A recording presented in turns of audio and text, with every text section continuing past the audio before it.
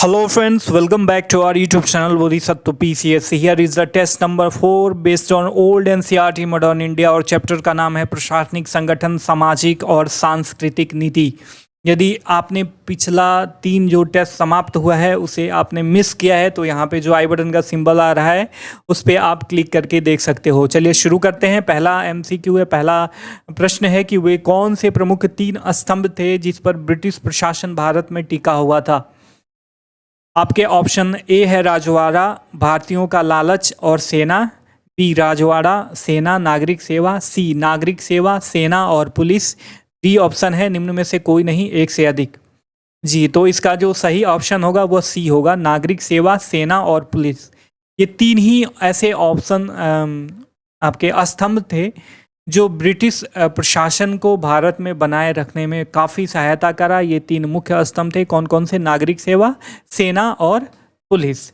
आगे बढ़ते हैं। अगला प्रश्न है कि अधोगामी निस्यंदन सिद्धांत जो है किससे संबंधित है। अधोगामी निस्यंदन सिद्धांत किससे संबंधित है? आपके ऑप्शन है शिक्षा से, अर्थशास्त्र से, सामाजिक संरचना से और डी वाला ऑप्शन है प्रशासनिक व्यवस्था से।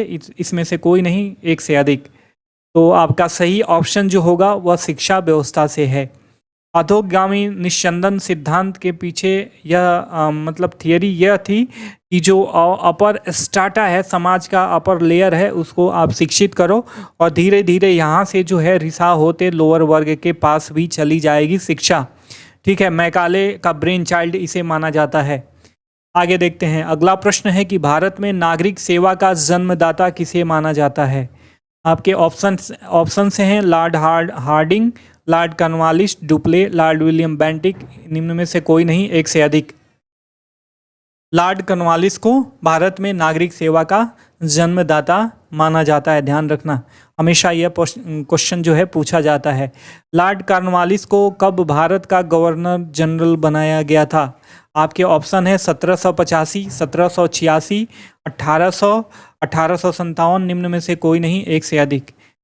बताएं। आपका सही ऑप्शन होगा 1786 में लॉर्ड कॉर्नवालिस को भारत का गवर्नर जनरल बनाया गया। और जब यह गवर्नर जनरल बन के भारत आया तो देखा कि जो ईस्ट इंडिया कंपनी है, EIC है अर्थात ईस्ट इंडिया कंपनी है, इसके जो प्रशासनिक अधिकारी हैं उनमें काफ़ी भ्रष्टाचार व्याप्त है और इसी को सुधार करने के चक्कर में उसने जो है नागरिक सेवा का स्थापना करी थी। ठीक है। अगला प्रश्न है कि लॉर्ड वेलेस्ली ने 1800 ईस्वी में नागरिक सेवा में आने वाले युवा लोगों के प्रशिक्षण के लिए फोर्ट विलियम कॉलेज की स्थापना करी थी। काफ़ी फेमस क्वेश्चन है, हमेशा रिपीट किया जाता है। और कहाँ की थी ये पूछ रहा है, कौन से स्थान पे। आपके ऑप्शंस हैं मद्रास, मुंबई, कोलकाता, पटना। निम्न में से कोई नहीं एक से अधिक। तो सही ऑप्शन होगा कोलकाता। कोलकाता में ही फोर्ट विलियम कॉलेज की स्थापना की गई थी। कब? 1800 ईस्वी में। किसके द्वारा? लॉर्ड वेलेस्ली के द्वारा। आगे चलिए। अगला प्रश्न है कि निम्न में से किसे इस्पात का चौकठा बोला गया है या कहा गया है।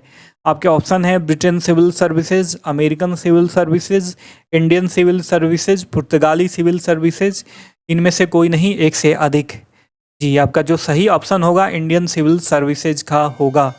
आपको पता होगा पहले वाले प्रश्न में हमने डिस्कशन किया था कि भारत में ब्रिटिशर्स की स्थापना का जो मुख्य श्रेय है 3 स्तंभ को दिया जाता है, आर्मी, पुलिस और ICS को, इंडियन सिविल सर्विसेज को। ठीक है। इन तीनों पिलर्स में इंडियन सिविल सर्विसेज एक मुख्य पिलर था जिसने ब्रिटेन को भारत में स्थापित होने में काफ़ी सहायता प्रदान करा था और सस्टेन करने में भी, इसीलिए इसको इस्पात का चौकठा कहा गया था। ठीक है। अगला प्रश्न है कि ब्रिटिश राज का एक महत्वपूर्ण स्तंभ सेना किस प्रकार ब्रिटेन को भारत पर अपना आधिपत्य जमाए रखने में सहायता किया। आपके ऑप्शंस हैं सेना भारतीय शक्तियों को जीतने के लिए औजार बनी। सही है। उसने विदेशी प्रतिद्वंदियों से भारत में ब्रिटिश साम्राज्य की रक्षा करी। ये भी सही है। अगला ऑप्शन है आंतरिक विद्रोह के खतरे से ब्रिटिश प्रभुसत्ता की रक्षा करी। ये भी सही है। एशिया अफ्रीका में ब्रिटिश प्रभुसत्ता की रक्षा करी। ये भी सही है। तो आपके जो है सारे ऑप्शन जो है ये सही है। तो आपका सही ऑप्शन होगा वह ई होगा अर्थात एक से अधिक।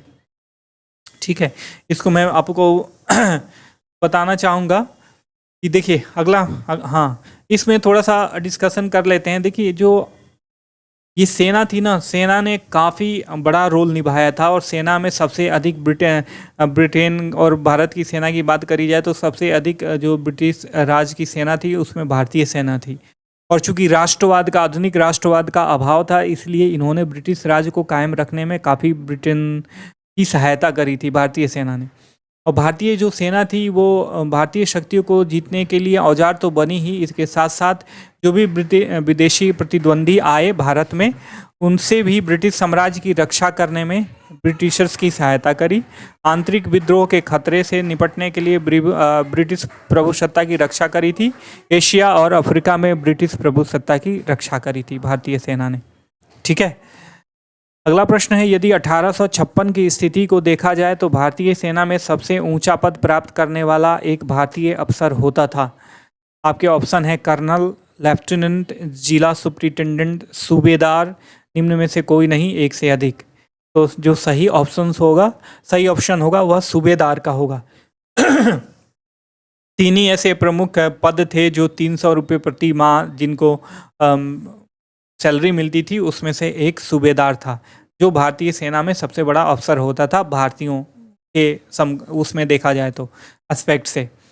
ठीक है, भारत में प्रथम विधि आयोग की स्थापना कब करी गई थी? 1833 में करी गई थी, लॉर्ड मैकाले की अध्यक्षता में। ध्यान में रखिएगा, काफ़ी बार ये क्वेश्चन रिपीट हो चुका है। भारत में प्रथम विधि आयोग की स्थापना कब करी गई थी? 1833 में। कानून का शासन अर्थात रूल ऑफ लॉ से क्या समझते हैं, क्या तात्पर्य है? आपके ऑप्शन है व्यक्ति विशेष के कानून से संबंधित प्रणाली, प्रशासन का कानून के अनुसार चलाया जाना, इनमें किसी शासक की सनक और व्यक्तिगत इच्छा भी शामिल होती है, डी इसमें से कोई नहीं, एक से अधिक। तो इसका सही ऑप्शन जो होगा वह बी होगा, प्रशासन का कानून के अनुसार चलाया जाना, जिसे रूल ऑफ लॉ बोला जाता है। अगला प्रश्न है, कानून के समक्ष समानता का क्या अर्थ है? आपके ऑप्शन है कुछ जातियों को छोड़कर बाकी सबके लिए कानून का बराबर होना, यह गलत है। ठीक है, बी वाला ऑप्शन है कानून के निगाह में सारे मनुष्य बराबर हैं, ये सही है। इनमें जाति, धर्म या वर्ग के आधार पर भेदभाव नहीं किया जाता, ये भी सही है। इनमें एक की अपेक्षा दूसरे को कम सजा दिया जाता है, ये गलत है। तो इसमें दो ऑप्शन सही हैं, बी और सी, तो एक से अधिक वाला होगा, तो सही ऑप्शन क्या होगा? ई होगा। ठीक है, अगला प्रश्न है 1989 की माफ कीजिएगा, डैश क्रांति ने अपने स्वतंत्रता, समता और बंधुत्व के संदेश के द्वारा शक्तिशाली जनतांत्रिक भावनाएं उत्पन्न की और आधुनिक राष्ट्रीयता की शक्ति को फैलाया। तो वह फ्रांस की क्रांति थी। इसी की जो है इसी के ये पुत्र थे, स्वतंत्रता, समानता और बंधुत्व फ्रांस की क्रांति से ही निकले थे, जो आधुनिक शक्तिशाली जनतांत्रिक जो भी संगठन बना है आज के एज में भी, ठीक है, जिसका मुख्य आधार है। और ये कहाँ से आया था? फ्रांस की क्रांति से। लॉर्ड विलियम बेंटिक के द्वारा सती प्रथा को कब गैर कानूनी घोषित किया गया था? आपका जो सही ऑप्शन होगा वो 1829 में। ठीक है, अगला प्रश्न है कि अंग्रेजों के शासन के पूर्व भारत में सती प्रथा रोकने के प्रयास किए थे। अकबर के द्वारा, आपके ऑप्शन है अकबर के द्वारा, औरंगजेब के द्वारा, जयपुर के राजा जयसिंह के द्वारा, पेशवाओं के द्वारा, निम्न में से कोई नहीं, एक से अधिक। सही ऑप्शन होगा एक से अधिक, क्योंकि अकबर ने भी ट्राई किया था, औरंगजेब ने भी, जयसिंह ने और पेशवाओं ने, सबने ट्राई किया था, लेकिन सफलता किसी को नहीं मिली थी। अगला प्रश्न है कि अंग्रेजी भारत सरकार के द्वारा हिंदू विधवाओं के पुनर्विवाह के लिए कानून बनाया गया था, कब? 1856 में। सही आंसर क्या होगा? 1856। ध्यान में रखिएगा। अगला प्रश्न है कि कोलकाता मदरसा की स्थापना किसने करी थी? आपके ऑप्शन है Warren Hastings, Lord William Bentinck, Lord Wellesley, Lord Dalhousie, इनमें से कोई नहीं, एक से अधिक। जो सही ऑप्शन होगा वह वारेन हेस्टिंग्स का होगा। तो यह था चैप्टर 4 से रिलेटेड उस पे बेस्ड कुछ इम्पोर्टेंट MCQ। आई होप कि आपको कंटेंट्स अच्छा लगा होगा। चैनल को ज़रूर सब्सक्राइब करना और वीडियो पसंद आया हो तो वीडियो को लाइक करना। हम फिर मिलेंगे 5th चैप्टर के साथ, तब तक के लिए साइनिंग ऑफ, टेक केयर, जय हिंद, जय भारत।